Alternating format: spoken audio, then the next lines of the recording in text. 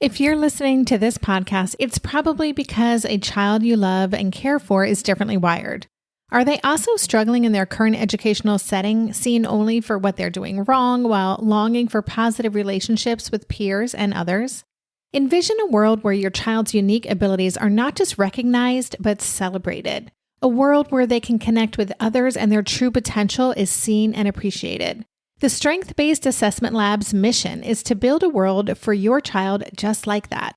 Through its innovative approach, it aims to empower students, families, educators, and professionals to create positive, effective, and collaborative learning experiences. Be a part of shaping a brighter future for your child. Visit www.bgs.edu to learn more about what a strength-based assessment could mean for your family. That's bgs.edu. Just because you have sensory integration difficulties and emotion regulation difficulties and even difficulties understanding the mind of yourself or others, that doesn't mean you don't have need for close, affectionate connections that feel supportive. That's called attachment. So while you might have these other issues that make behavior atypical, your needs for attachment are in fact typical. That is, they are the need for closeness. Welcome to the Tilt Parenting Podcast, a podcast featuring interviews and conversations aimed at inspiring, informing, and supporting parents raising differently wired kids. I'm your host, Debbie Reber, and today I am thrilled to share with you a conversation I recently had with Dr. Dan Siegel. Dr. Siegel is an internationally recognized educator, practicing child psychiatrist, and the author of several books including Mindsight, The Whole Brain Child, Brainstorm, No Drama Discipline, and Parenting from the Inside Out, many of which sit well-worn on my bookshelf. He's also the founder of the Mindsight Institute, an educational organization offering online learning and in-person workshops that focus on how the development of mindsight in individuals, families, and communities can be enhanced by examining the interface of human relationships and basic biological processes. Dr. Siegel's newest book, which actually comes out today, is The Yes Brain, How to Cultivate Courage, Curiosity, and Resilience in Your Child. It's co-written by Tina Payne Bryson. And The Yes Brain gives parents skills, scripts, ideas, and activities to bring kids of all ages into a yes state of mind, which helps them approach life with curiosity and become more open, creative, and resilient, even during difficult times. Dr. Siegel has such an extensive and important body of work, it was hard to narrow down where to take this conversation. But we focused on exploring the important concept of brain integration, mindset, and the yes brain as they relate to differently wired kids. I hope you enjoyed the episode. And if you get value from it, I would love it if you would consider helping me amplify this conversation by sharing it on social media with friends and other parenting communities that might get value from it. And if you aren't already signed up for my Tilt Parenting newsletter, I would love for you to join me. Every Thursday, I send out a short email including a quick note from me, a link to that week's podcast and bonus after the show video, and links to 5 must-read articles from the news that week that are relevant to parents of differently wired kids. Just visit tiltparenting.com and sign up where it says Join the Tilt Revolution. Lastly, I wanted to give you a heads up that I have another very special episode of the podcast coming out next week. My guest is Steve Silverman, author of the New York Times bestselling book Neurotribes, The Legacy of Autism and the Future of Neurodiversity. This interview was months in the making, and it's a conversation you won't want to miss. And now, here's my conversation with Dr. Siegel. Hello, Dr. Siegel. Welcome to the podcast. Thanks for having me, Debbie. I'm really excited to have you on the show, and there's so many directions this conversation could go in because your body of work is so impressive. So I'm going to try to focus on the things that I think are most relevant to my audience, which, as you know, is made up of parents raising differently wired kids. But before we get into that, I always like to ask guests just quickly what their personal why is. I'm so curious to know what drives you to do the work that you do. Well, that's a very interesting question with a complex answer, but the short version of it is both personally trying to understand what it means to be human, and then professionally as a physician and therapist and also as a scientist, I wanted to understand what our mental lives are really all about beyond just the physicality of our bodies. And that led to kind of a deep dive into a whole range of sciences, from anthropology studying culture all the way to physics studying energy patterns. And I tried to put it all together in a field called interpersonal neurobiology, which has implications for how we parent our kids and how we understand education and things like therapy or organizational functioning, even how governments work or don't work, and how we can understand climate change issues. So it's been a field that's had useful applications. And for our discussion, understanding kids and how kids have a diversity of ways that they grow and the connection of their brain to their relationships and their minds is kind of what we focus on. Fantastic. Yeah, I mean, it's one of those ever-evolving fields, so I can imagine it's a very exciting space to be in. It is. There's always new stuff, as you're suggesting, that comes up, and we just try to be open here at the Mindsight Institute, the kind of brick-and-mortar home for interpersonal neurobiology, to just be ready for whatever, is going to try to help people have happier and healthier lives. That's fantastic. Well, I wanted to talk a little bit about your book, The Whole Brain Child. That for me was my introduction to your work. I think I read it when my son, who's now 13, when he was in first grade. And it's one of those books that I think I was highlighting things on just about every other page. It all seemed so important and relevant to what I was experiencing. So I would love if you could talk a little bit about one of the key issues of that book is integration of the child's brain. And you talk about doing that in a number of different ways. So could you tell us what integration of the brain is? What do you mean when you say that? Absolutely. So the word integration means how something, like here we're talking about a brain, but you could talk about other things too, has different parts to it.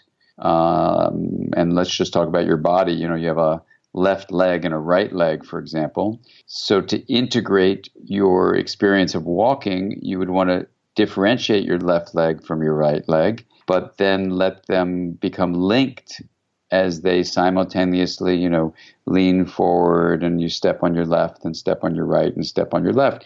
So if you weren't integrated, you wouldn't be able to have the smooth and efficient way that we walk. You'd be, hopping around or falling down and stumbling. So integration for walking involves the differentiation and linkage of the left and right leg. In the brain, you have different parts of the brain, and they grow and become what's called differentiated, which means a bunch of the cells in the brain called neurons become differentiated in their connections with each other. So they're specialized or unique or are growing in a very individualized way as a little cluster.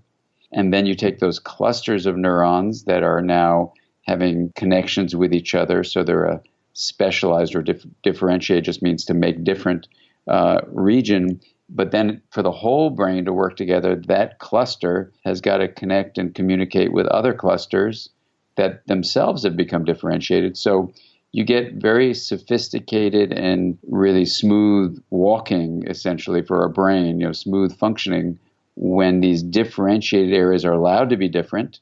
So that's important. But then you take the different clusters and you link them.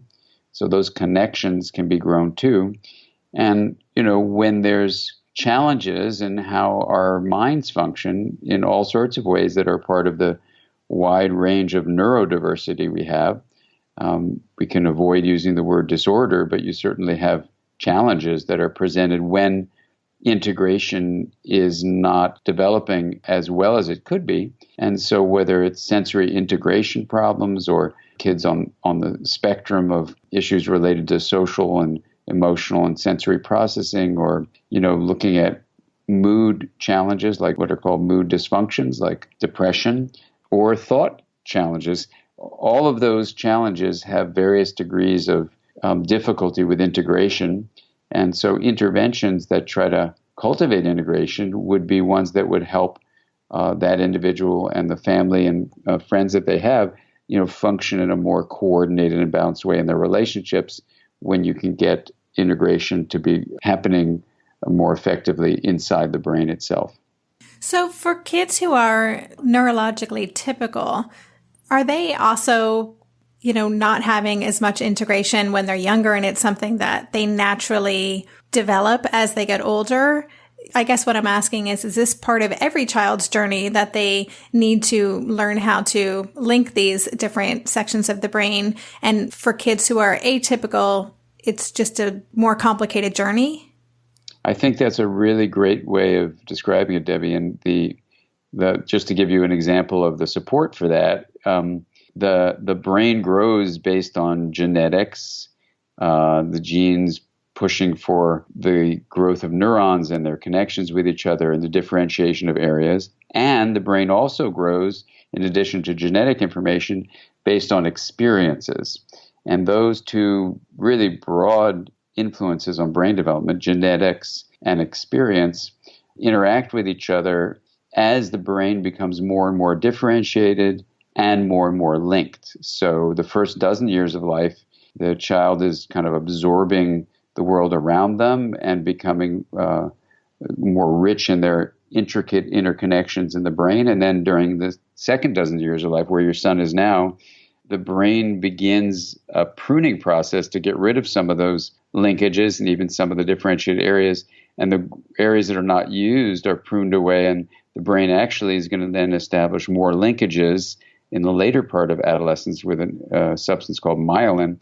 And so the brain becomes more integrated. That's basically the role of adolescent brain remodeling. I write about this in a book called Brainstorm. And so you could say that those first 24 years of life, so till you're around 24, 25, 26, the overarching growth pattern of the brain is to become differentiated and linked in different ways. And in people who are on the spectrum, what research has suggested is, for reasons we don't understand, the differentiation in the brain around 18 to 24 months of age begins to slow down for reasons we just don't understand why. We don't think it's related to parenting at all. It may influence how you experience being a parent, but parenting doesn't cause it. And with this decreased differentiation, we're seeing that you need differentiation to get a more integrated brain, which would explain the sensory integration challenges that kids have. And also you would see difficulties with emotion regulation and difficulties with social cognition, understanding others' minds and one's own mind. And those three things are the main areas that, when we talk about neurodiversity and differences along the spectrum, those areas are all dependent on integration. And if you don't have differentiation, which appears to be the main thing that happens, then it's going to be hard to develop a more integrated brain, because the first step, differentiation, has been hampered for reasons we don't know why.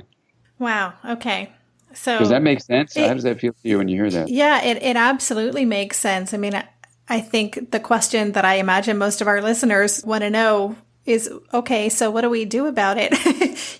When I read your books, I learn so much, and I try to apply all these approaches, and I want to get into them more in depth from you. But, in helping our kids develop these things that they may not naturally have, or where they have deficits. And how much of an uphill battle are we in, kids who with ADHD or sensory processing issues or anxiety, or, kids who are wired differently?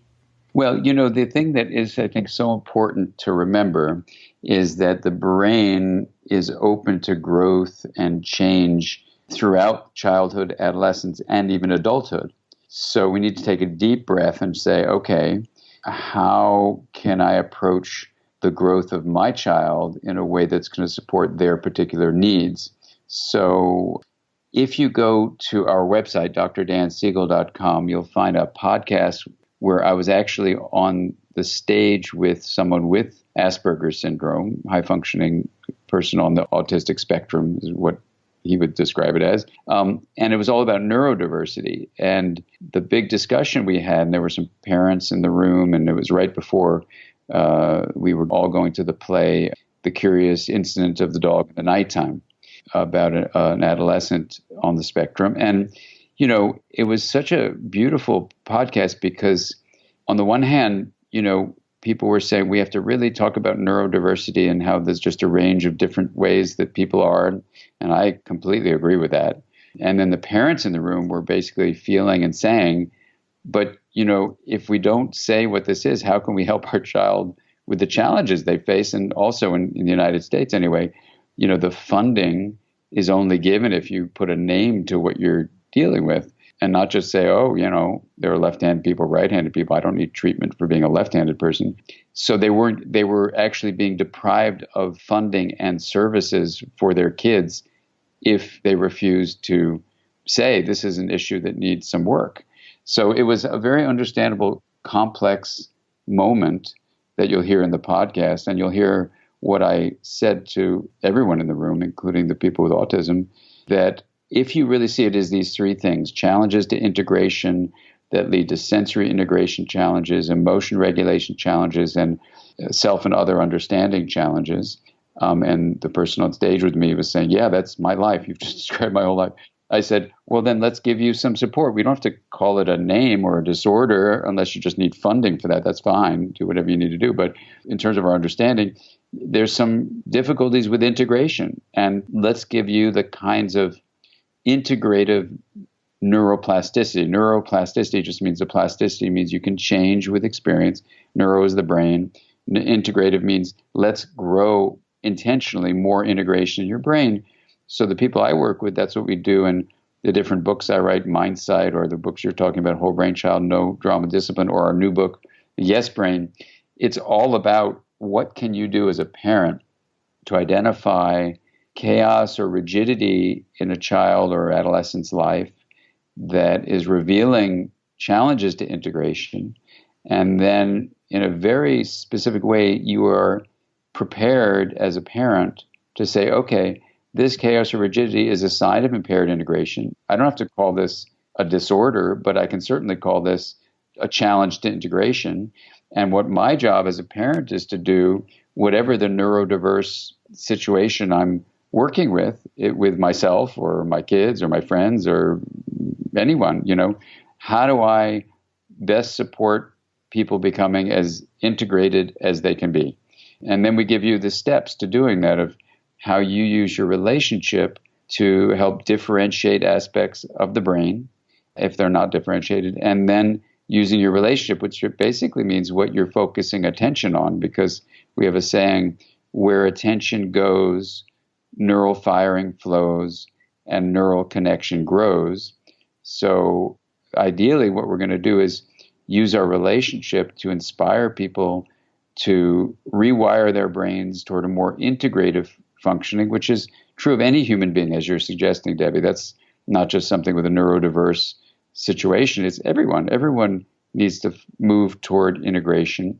So that way we're all in this boat together. It's always a life journey. And what Tina Bryson and I try to do is lay out the steps that are accessible and practical and that are really something any parent can grasp. So they understand I'm doing integrative parenting, whatever your child has or whatever age your child is, or your spouse, by the way. So it's just a way of living, It's a way of living from the inside out, where you realize within you and between you, the inside, the outside, is an opportunity to say where there's chaos and rigidity, there's blocked integration. Where there's blocked integration, I need to focus attention to make things more differentiated and linked. And it's quite wonderful and rewarding to see how it actually works. We'll be right back after this quick break. Darren and I are prepping for a big move at the moment, so we are fully leaning into any and everything that simplifies things, and that absolutely includes mealtimes. At a time when my executive functioning skills are being pushed to the limit, even planning and executing dinner for our family these days can feel like a really big lift. That's why I'm especially grateful for Green Chef, a meal service that offers pre-measured and prepped ingredients to my door. Each box is packed with foods you can feel good about, like whole fruits and vegetables, plus lean protein and whole grain options. In fact, one of the things I love most about Green Chef is that they offer options that prioritize gut and brain health, with science-backed recipes that feature ingredients like fiber, antioxidants, and omega-3 fatty acids. During this time of lots of stress, it feels really grounding to know we're supporting ourselves nutritionally. I will take all the support I can get. And Green Chef doesn't just cover dinner recipes. I can add high-quality breakfasts, lunches, and snacks to my weekly box from Green Market. Green Chef has a special offer for Tilt listeners. Go to greenchef.com/tilt50 and use code TILT50 to get 50% off plus 20% off your next 2 months. That's 50% off plus 20% off your next 2 months when you use the code TILT50 at greenchef.com/tilt50. Green Chef, the #1 meal kit for eating well. Maybe I've watched too many seasons of The Amazing Race, but every time I have to go somewhere on the subway, I treat it like a competition. It's all about making the right gut decisions about which route will get me there the fastest. Sometimes those decisions get me where I'm going early, and other times my gambles don't really pay off. Probiotics can't help with most gut decisions, but if your gut needs a little support, Ritual has your back. Their Synbiotic Plus, a 3-in-1 supplement, has clinically studied prebiotics, probiotics, and a postbiotic to support a balanced gut microbiome. I've been using Synbiotic Plus for about 6 months now, and it's become a core part of my morning routine. I take the mini capsule every morning while making my way through my inbox, whether I'm at home or I'm on the road, because it doesn't need to be refrigerated. And the capsule itself is delayed released, which helps it survive the harsh conditions of the upper GI tract for delivery to the colon. And that's exactly where we want it to go. Ritual invested in a study modeling the human colon, which showed that Synbiotic Plus significantly increased microbial diversity and the growth of beneficial bacteria. There's no more shame in your gut game. Synbiotic Plus and Ritual are here to celebrate, not hide your insides. Get 25% off your first month for a limited time at ritual.com/tilt. Start Ritual or add Synbiotic Plus to your subscription today. That's ritual.com/tilt for 25% off. Yeah, it's fascinating. And I appreciate you talking about just the larger conversation around labels. And that's something we talk a lot about on the podcast and in our community. And, I use the language of difference, neurodifference, much more than I would use the word disorder. But I agree, it is really about these real challenges or symptoms. I had Dr. Gail Saltz on the podcast recently, and she was talking about we really need to address the symptoms here so people can thrive, so they can work on those areas where they're challenged. So let's talk about integrative parenting. So when you say that, what I'm hearing is, with my son, for example, if he's having a challenging situation, I've trained myself to have this go-to reaction when I'm having a good day. It doesn't happen all the time, but, to think about, okay, this is obviously happening because he doesn't have the skills available to him right now to deal with this in a different way. So what can he learn through this? And I think of my job as trying to facilitate or even coach him through that. Is that what you're talking about when you're talking about us doing that integrative parenting? Yeah, that's a beautiful way of setting the frame. And then I think every parent listening to you will probably be nodding their heads, but then saying, well, now what do I do? So the way to think about the do part about it is if you begin with the idea that your relationship is a connection you have with your child, this is going to sound a little abstract, but it's actually quite useful and practical. Every relationship is based on a pattern of sharing energy and information flow. And if you just remember the acronym PART, you'll get a feeling for the do part of this, which is I have to be present as a parent. I have to show up and be there. So whatever the challenge is, my child's having a tantrum or, she's getting really angry at me or whatever you're faced with that doesn't feel like it's in harmony. It's either can be chaos or rigidity generally. It's what we all see in our lives. Then you say, okay, so I have to be present. And the first step is then to be there. The second is to attune, which means I focus my attention on the inner experience of my child, not just their outward behavior. That any parent can do, but integrative parenting means you're attuning to the inner experience of your child, not just what they're doing with their body and flailing around, but the experience, let's say, being frustrated or sad or feeling embarrassed. So at that moment, when you're attuning to the internal world, you're giving a child, any kind of child who's male, female, older, younger, neurodiverse, neurotypical, whatever, any child, any person, really, when you attune, you allow them to have the experience that their mind beneath their behavior is important to you, their parent. And that's an important relational moment. Then the third thing in part is R, P-A-R, presence, attunement, R is resonance. You resonate with them. So you may feel a little bit of your son's frustration, but it doesn't mean you fall down the floor kicking. But you resonate with your child. And when another person can get a sense that we're present, attuning, and resonating, they have this experience that a patient of mine described a long time ago called feeling felt.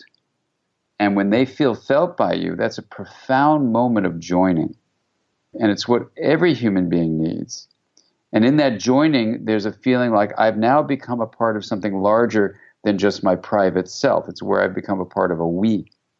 Right? Now, at that moment, the brain of the individual who's been in a tantrum or is, stuck in a rigid this or that is expanded in the way that the mind is now experiencing its relational possibilities, not just its embodied reality. So the mind is not the same as just the brain. The mind, of course, includes the brain, but includes the whole body and our relationships. And so when you realize this presence, attunement, and resonance you're offering to your child that moment, you're not fixing anything, you're not trying to change anything, you're just present, attuned, and resonate.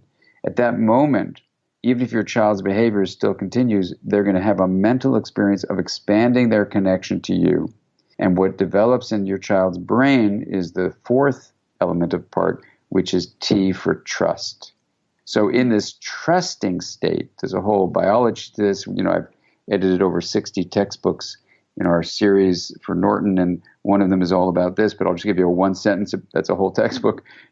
When the brain enters the state of trust through these kind of present, attuned, resonating relationships, so now you've completed the part, the trust that's created turns on what's called the social engagement system. And at that moment, you see, someone who has, let's say in terms of neurodiversity, sensory integration problems where connecting with another floods them sensorially, what they see, what they hear, what they feel on their skin, what they smell, all that sensation is overwhelming to them, likely because of this integration challenge. So they can't regulate. All regulation depends on integration. That turns out to be the secret of the sauce in the brain. If you don't have integration, then regulation is challenged and you go to chaos or rigidity. That's in a nutshell. And then so now what you've done with the trust is you've allowed the brain to become more integrated in that trusting relational state. It becomes more regulated, you see, because now you're creating more integration in that moment. And now what you can do, after the way Tina and I say it, is after you connect, you can redirect. You can use your relationship now of presence, attuned, resonating, and trust to then say to your child, your friend didn't want to come over because he thought, you guys were going to go to the water park, but instead you were going to stay in and watch cartoons and you didn't want to, so he didn't come over. I understand you're so frustrated and you've been throwing the pillows all around the house. I really see your frustration. So you connect that way rather than, don't throw pillows around the house, Billy, that's just not right. You got to grow up. Your friend doesn't have to come over. He doesn't want to go. He wanted to go to the water park, like that. So this other approach creates the trusting state where the social engagement system is turned on. Everybody becomes more receptive, and that's when learning can happen. And you can teach about the nature of emotions that, of course, you wanted your friend to come over, Billy, and you were looking forward to watching cartoons with him. He always thought you're going to the water park, but it's raining today, so we weren't going to go to the water park, and you thought cartoons would be a great thing to do on a rainy day. And he was so frustrated that he wasn't going to the water park. He just couldn't get over his frustration, and you feel sad. So your frustration, your sadness, I understand you're throwing pillows around. So there are different things you can do. Why don't we, get out some paper and you can draw what sadness feels like and draw what, your frustration feels like. And then we have this thing called the wheel of awareness where kids can draw a big wheel where the outer rim is all the different feelings you have: mad at your friend, sad about your friend, frustrated with your friend. But then you realize you also love your friend and he's your best friend and you like to play with him and you're looking forward to the next time you guys go to the water park or watch cartoons or whatever. So you can then, with the wheel of awareness, literally integrate your child's experience. And this is ideal. Of course, it's hard to do this because your kid is flailing around throwing pillows, so you get pretty frustrated. But this is the idea. And every human being has a need to be seen and understood and to feel felt. Every human being. And what my research mentor, Marion Sigmund, was able to show research-wise was that, we knew for sure kids on the spectrum have that condition not because of what parents do, but it affects your experience of being a parent for sure. But what she was able to prove, Marianne Sigmund, was that the different attachment categories that neurotypical kids have, neurodiverse kids have too. And people were like amazed at that. But for us in our research lab with Marianne, it was such an important research proposal to show, because just because you have sensory integration difficulties and emotion regulation difficulties and even difficulties understanding the mind of yourself or others, that doesn't mean you don't have need for close, affectionate connections that feel supportive. That's called attachment. So while you might have these other issues that make behavior atypical, your needs for attachment are in fact typical. That is, they are the need for closeness. Wow. First of all, thank you for explaining that acronym present, attune, resonance, and trust. I think it's going to be so helpful for people. And I'm wondering, is this the kind of thing that our kids over time, there's a cumulative effect, so do they start to understand that this is how we're going to resolve challenging situations? And I imagine you get some momentum going and then it just becomes easier. Is that the way it works? Yeah, that's a beautiful way of describing it, Debbie. And I'll just paraphrase the conversation I had with this fellow who was neurodiverse on the panel that you can listen to him say it himself. But this is what I said to him. I said, picture this. For whatever reason, your brain has some difficulties with sensory integration. That is, maybe areas aren't differentiated so well. So your visual channel and your auditory channel, just to stick with those for now, just flood you and it's just too much. So what you need to do if you're 6 months old is you need to figure out how to avoid how you're focusing your attention. And what you hear, that's harder because your ears don't direct attention, but with your eyes. So you divert your eye gaze. So you're not looking at people's eyes. You're not even looking at people's faces. You're looking at, let's say, their fingers, or you're looking at, light that's coming through the window, because that you don't get flooded with as much as a face. I mean, our nervous systems are designed to connect with other people's faces and their signals that reveal what's going on in their minds, but it's really intense if you have sensory integration problems. So that challenge for sensory integration can then make it so the emotions you feel, which are the processes in your body and lower parts of your brain that rise up and affect how you think even, they're really intense. So you have super big emotions because of the sensory integration issues. But now you're 9 months of age, you're 12 months of age, you're getting on to, let's say, 18 months of age. And you've now, because you've been trying to just stay in a kind of equilibrium, to stay in balance and avoiding the input from other people's faces and, engaging with them in a way that neurotypical kids would have been having those learning experience of joining. You've been just trying to maintain some kind of survival because of the sensory integration challenges, give you emotion regulation challenge. So now you're a year and a half and you don't have the experience because you've been avoiding them to try to survive. You haven't accumulated the kind of learning that other neurotypical kids would have had. And now you're 2 years of age and 3 years of age. You keep on avoiding this stuff because no one knows that's what the issue is.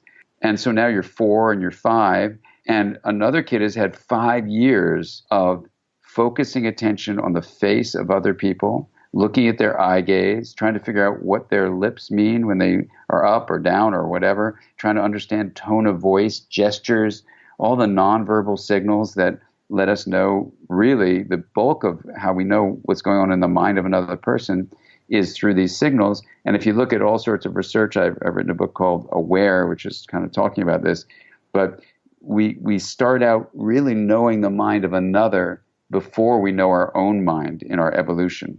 There's a long thing we could say about that, but the bottom line is we're very social creatures before we become self-aware creatures. So if you've been avoiding the social side of connection, you haven't given your brain the opportunity to develop those relational communications into neural structures of understanding the mind of another. Those are the exact structures you use to understand your own mind. And so now you're 5, you're 6, you're 7, you're 8, you're 9, and you're confused and lost in the very fast-paced, nonverbal communication sharing world of kids on the playground. And now you're 11, 12, and 13. And my God, adolescence is hard enough for anybody. but you have no idea what's going on in the mind of other people, let alone your own mind. So now you're 15, 16, you can see why it's so disparaging because you haven't had those years. Now, I think it's possible if we slow things down and look at what the fundamental challenge is, which is sensory integration and then avoidance of social contact and then emotion dysregulation, to really work with people to allow them to have the relational experiences where another significant person like your parent or a therapist or somebody can play this part with you. So within a setting where you're not avoiding that kind of connection, you can slowly build up the circuitry of other understanding, self-understanding, emotion regulation, and then even if sensory integration remains challenging, although that can change a bit too, but that may be the most difficult thing and maybe even the first thing, then you just learn, this is who I am. I need to avoid, loud parties, or I don't like to go to loud movies, or when I watch a movie, I'm at home and I can turn the DVD off and it's not a dark room. There's all sorts of things that, because everyone is neurodiverse to some extent or another. So the issue is, what is your particular growth edge? And I love that term from David Daniels. What's your growth edge for your neurodiversity? And how do you work with that to optimize how you're going to keep on integrating as you grow forward? Because what I described is a way where you shut down growth and learning because you're just trying to survive. Does that make sense? Yes. And I've never heard it explained that way, the way that you describe these kids really falling further and further behind. It makes so much sense. I just had a lot of aha moments listening to you describe that. And so it does sound, also like early intervention is really important. I mean, that just sheds a whole new light on why we want to get kids support and practice in these areas as soon as we know that something different is going on. We'll be right back after this quick break. Hey there, it's Debbie. I love making this show and sharing conversations about how to support our awesome neurodivergent kids. I've seen how even one little insight from an interview can spark a big shift in daily life. But I know that raising complex kids can be messy and lonely. And just when we think we figured it out, something comes up that boots us right back to feeling overwhelmed and stuck. That's why I've poured everything into creating a way for parents like us navigating complex parenting journeys to join together and chart a path that feels positive, hopeful, and doable. It's the brand new Differently Wired Club experience. In the club, you'll get personal support from me and other seasoned parent coaches, 6 live calls every month where you can connect and get your personal questions answered, the opportunity to learn directly from authors and experts like I have on this show, monthly themes for getting specific and tactical, an exclusive private podcast feed, and the best, most generous community of parents. Seriously, these folks show up for themselves and each other, and that right there is really everything, because it's a daily reminder that we're not alone. Our kids aren't broken, and we have totally got this. The recently rebooted Differently Wired Club is on a brand new platform with its very own iOS and Android app. It is such a great space. However you learn, whatever your style, no matter the ages, genders, and neurodivergent profile of your children, the Differently Wired Club can help you cultivate the positive shifts you're hoping for. Join us today by going to tiltparenting.com/club. That's tiltparenting.com/club. I hope to see you on the inside. If you're a parent, I invite you to join us at the Mindful Mama podcast, where it's all about becoming a less irritable, more joyful parent. With sometimes hilarious and always thought-provoking experts and friends, at Mindful Mama, we know that you cannot give what you do not have. And when you have calm and peace within, then you can give it to your children. I'm Hunter Clark Fields, and I can't wait to see you there. Listen in to the Mindful Mama podcast. Exactly. And I totally respect and understand the feeling of I don't want to label my child or say this difference is a disorder. I get that totally. And then we can take a deep breath and say, and there is a difference that is actually creating a lot of difficulty for your child. So it's like I have an eye problem, and for whatever reason, my parents didn't pick it up and they sent me to eye doctors and the eye doctors didn't pick it up. And it wasn't until I was 30 years old that finally I just said, something's really wrong here. And I just pushed through everyone telling me I was fine. And finally found somebody who could say, there's something really wrong with you, And I was 30, and my God, if only someone would have just been willing to say, yeah, we think there's something wrong with you, Dan, and let's try to identify it, name it, and do something about it. I mean, God, that would have saved me a lot of anguish. Yeah. But, no one did. And so here we are. But the point is, so I understand the desire, and let's just call it, you're not supposed to use the word normal, but it's like this desire to normalize and say everything's fine. But I have some very close family friends, for example, they were trying to ignore a difference in their kid. And it wasn't until there was kind of a family intervention where we said, we're just going to say we love you like madly, but this is an issue. And so they got it evaluated. There's a big, huge issue, got wonderful intensive therapy, and the issue was taken care of. And I understand the parents want to just say, oh, stop saying there's something wrong. Of course you want to say that. Every parent is very protective of their child. And the last thing you want to say is there's something different that could be called wrong or needing intervention.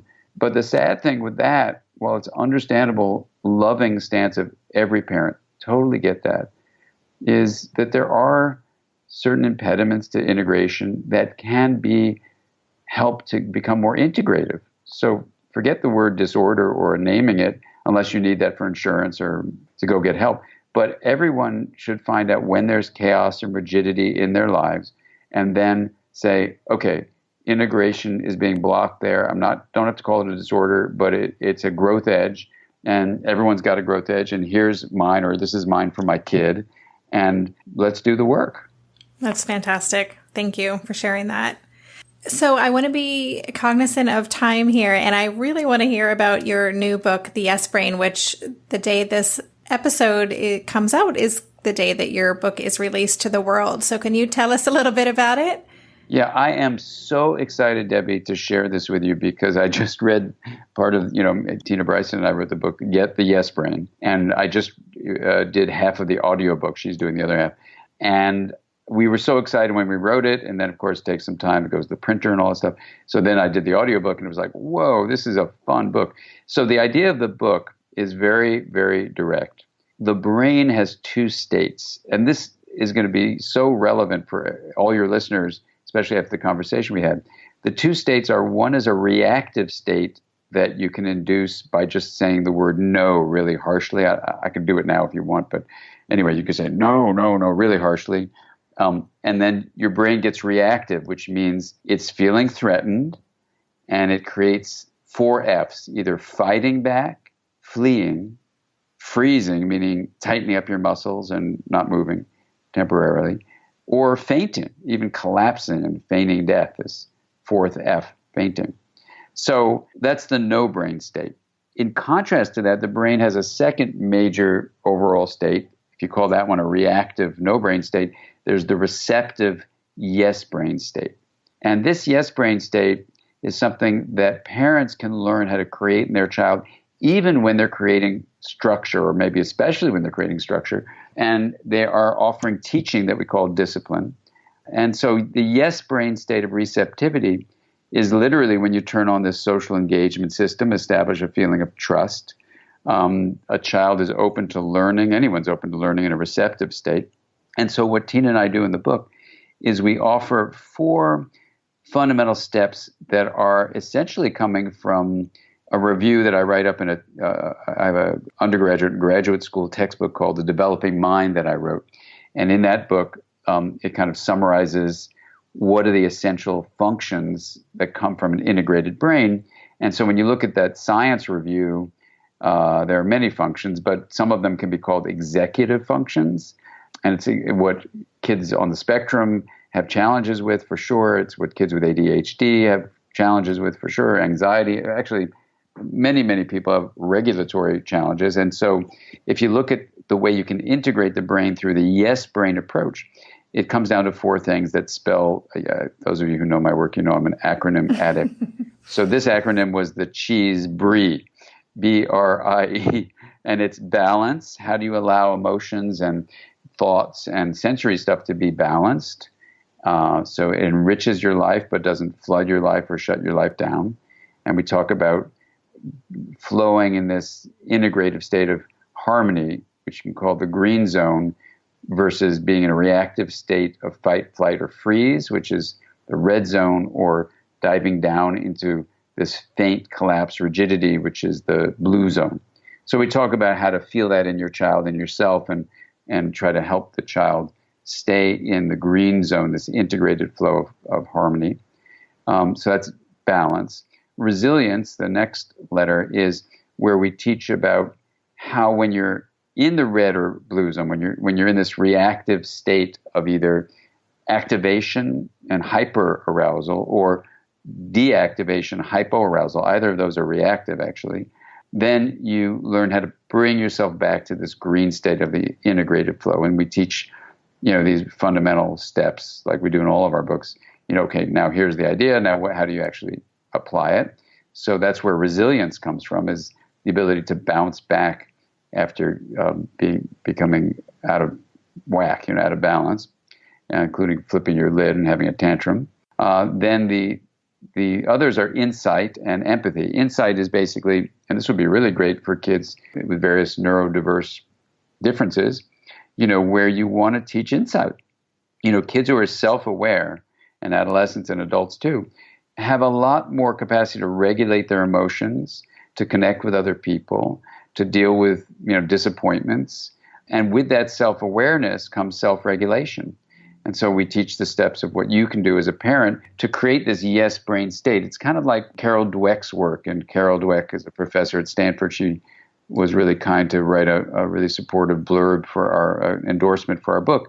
And this is a book that guides you to how to develop a growth mindset through the self-awareness that says, my abilities and my achievements are based on my effort, not on some innate, fixed quality that I have or don't have.